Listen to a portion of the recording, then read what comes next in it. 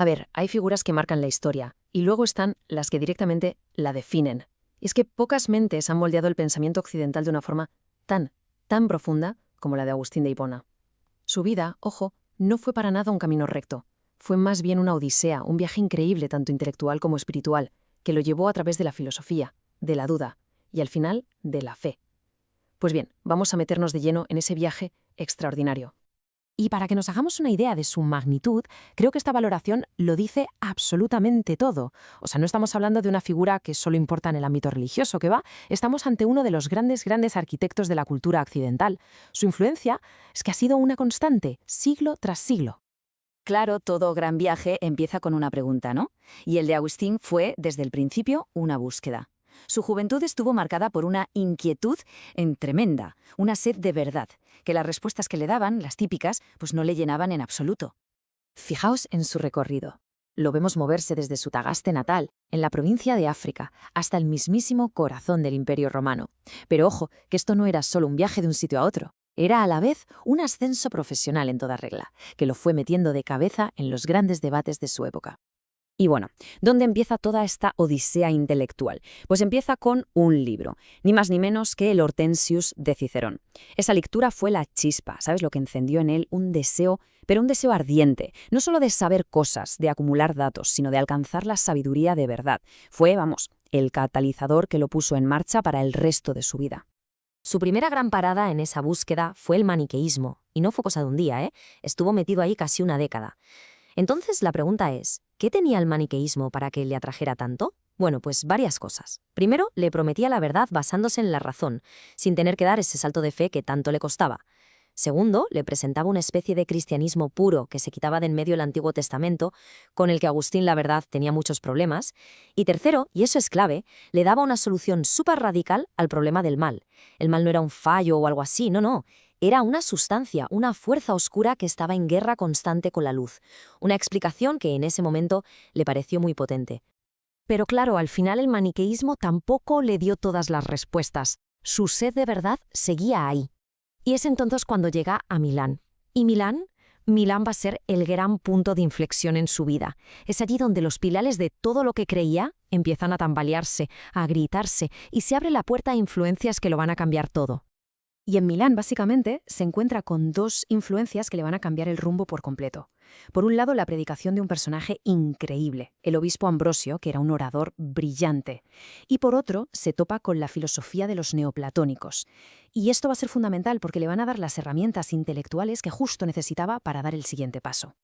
A ver, ¿qué hizo Ambrosio? Pues, en pocas palabras, le dio la llave que le faltaba para entenderlo todo. Le enseñó a leer la Biblia, sobre todo el Antiguo Testamento, de otra manera, no literal, sino de forma alegórica, simbólica. Y de repente fue como si se encendiera una luz. Todas esas objeciones que el maniqueísmo le había metido en la cabeza, ¡puf!, se desvanecieron. La Biblia se abrió ante él de una forma que nunca había imaginado. Y aquí es donde le hace clic la cabeza, el gran clic intelectual, porque los neoplatónicos le resuelven su mayor dilema. De repente, el mal ya no es una cosa, una fuerza que lucha contra Dios. No, para nada.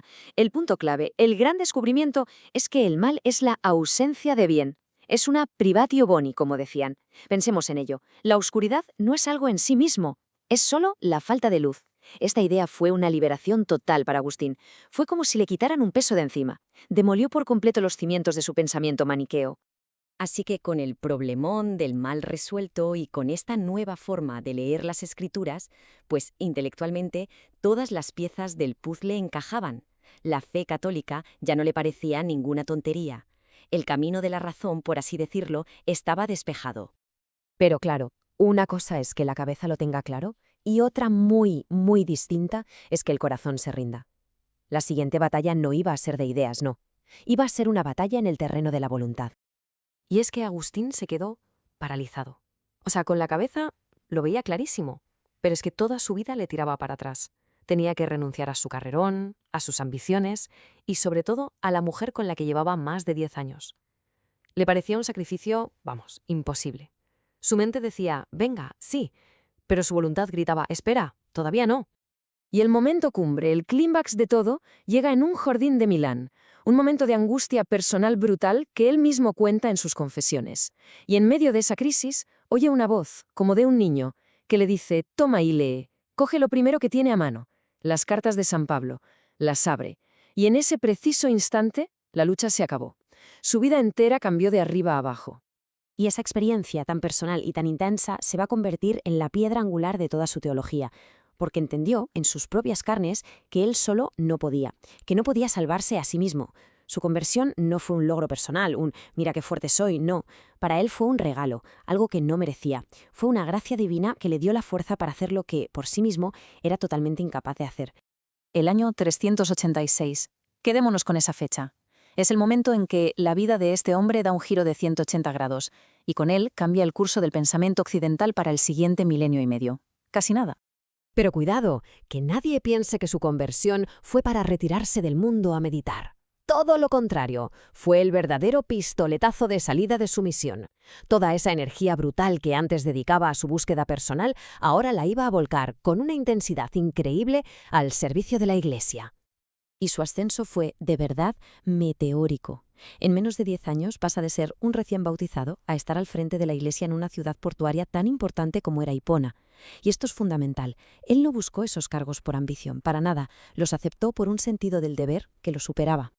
Y bueno, esta lista nos da una idea de cómo era su día a día, ¿no? Para que veamos que no era un intelectual encerrado en una torre de marfil, que va, era un trabajo sin parar súper práctico. Predicaba, se pasaba el día juzgando disputas entre la gente, gestionaba las propiedades de la Iglesia, defendía a los pobres y a los huérfanos, vamos, que era un pastor con todas las letras. Y esta frase es que lo define a la perfección. A ver, estamos hablando de uno de los mayores cerebros de la historia, pero su prioridad número 1 era que la gente le entendiera. Le daba igual sacrificar la elegancia de su latín si con eso conseguía que su mensaje llegara al pueblo, a la gente de a pie. La vida de Agustín llega a su fin en el año 430. Y fijaos qué escena, con los vándalos a las puertas de su ciudad, asediando Hipona. Pero su muerte no fue el final de su obra, ni mucho menos. En realidad no había hecho más que empezar a dar fruto. Su legado es sencillamente incalculable. Es que es muy difícil encontrar a alguien así en la historia. Alguien que combine tantas facetas y a un nivel tan alto. Pensemos. Fue un filósofo que se metió de lleno a explorar el ser, la verdad. Fue un teólogo que definió doctrinas que siguen siendo centrales hoy. Fue un místico que buscaba esa unión con Dios. Fue un pastor entregado a su gente. Y por si fuera poco, un polemista temible. Su impacto no es, para nada, una nota a pie de página en un libro de historia. Su pensamiento está literalmente en el ADN de la teología y la filosofía de Occidente. Sus reflexiones sobre los grandes misterios de la fe fueron un antes y un después, provocaron un avance dogmático como no se había visto nunca. Y a ver, ¿cómo se ve esto en la práctica? Pues muy fácil. Durante siglos, cada vez que la Iglesia se ha reunido en esos grandes concilios para decidir cosas súper importantes de doctrina, ¿a quién volvían a mirar una y otra vez? A Agustín. Su pensamiento se convirtió básicamente en el estándar de la Iglesia. Y así, de alguna forma, el círculo se cierra. La vida de Agustín fue, por encima de todo, una búsqueda apasionada. Y al final nos deja con una pregunta que sigue flotando en el aire, una pregunta que trasciende el tiempo. Todas sus inquietudes, sobre el mal, sobre ese conflicto entre la razón y la fe, sobre la búsqueda de un sentido a todo, ¿acaso no son, en el fondo, las mismas que nos mueven a todos hoy en día? Su viaje, en cierto modo, sigue siendo nuestro viaje.